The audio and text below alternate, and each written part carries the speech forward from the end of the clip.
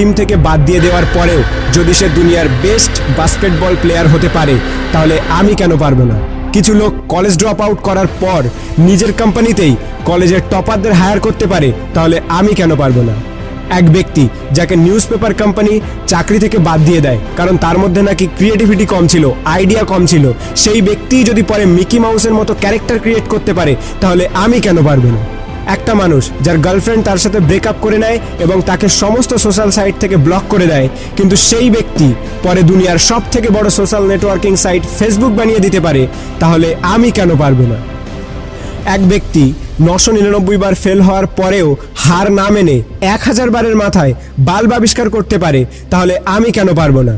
দুবার বিজনেসে ফেল হওয়ার পরে ডিপ্রেশনে গিয়ে পরপর 8 বার ইলেকশনে হেরে গিয়ে 9 বারের মাথায় আমেরিকার প্রেসিডেন্ট হতে পারে, তাহলে আমি কেন পারবো না?